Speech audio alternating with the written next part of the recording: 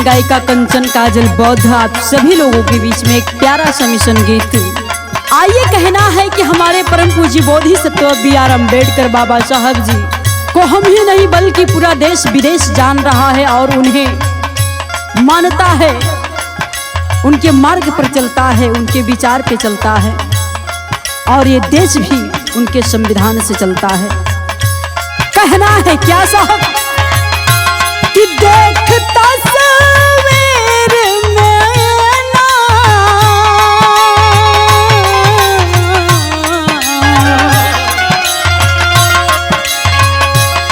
देखता सवेर में नाज होता जिसे वो है बाबा साहब मेरे, बाबा साहब मेरे, बाबा साहब मेरे।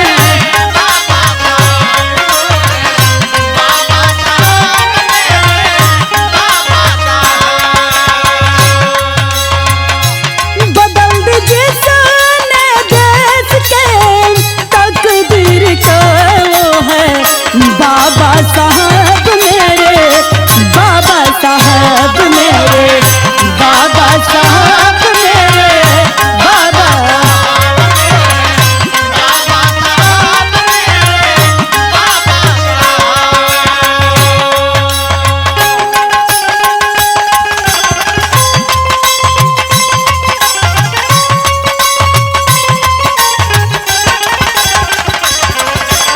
क्या बात है।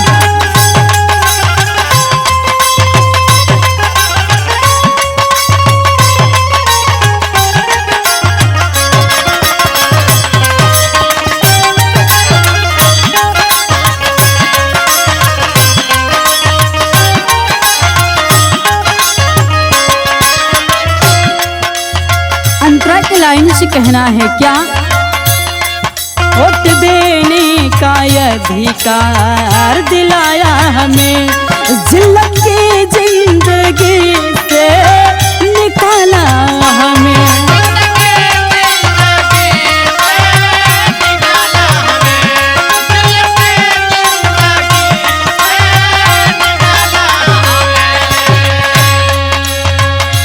वोट देने का अधिकार दिलाया हमें, जिल्लत की जिंदगी से निकाला हमें। गांधी को जीवन का दान देकर गए, गांधी को जीवन का दान देकर गए वो है बाबा साहब मेरे, बाबा साहब मेरे, बाबा साहब मेरे, बाबा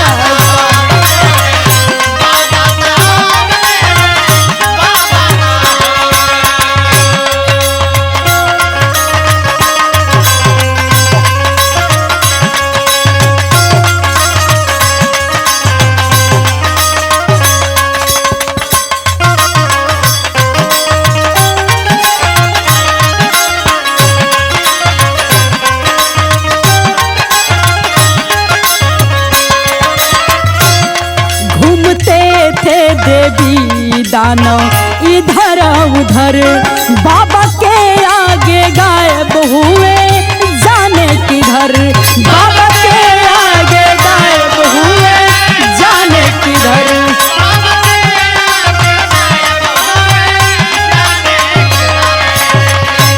घूमते थे देवी दानव इधर उधर, बाबा के आगे गायब हुए जाने किधर।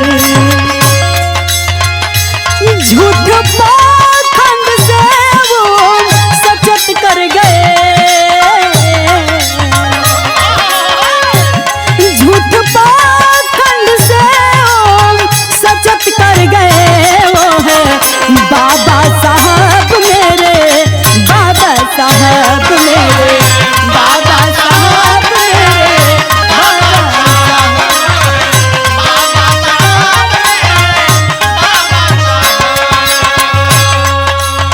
लास्ट लाइन में कहना है, संजय कहे रह कंचन काजल से, कुछ मानने से पहले जानो उसे, कुछ मानने से पहले जानो उसे।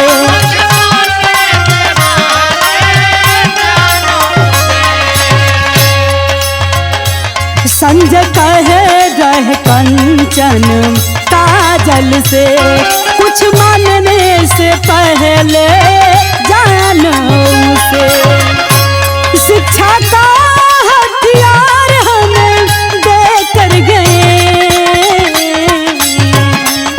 शिक्षा का हथियार हमें देकर गए, वो है बाबा साहब मेरे, बाबा साहब वो है बाबा साहब मेरे, बाबा साहब वो है बाबा साहब मेरे, बाबा साहब वो है बाबा साहब मेरे, बाबा साहब।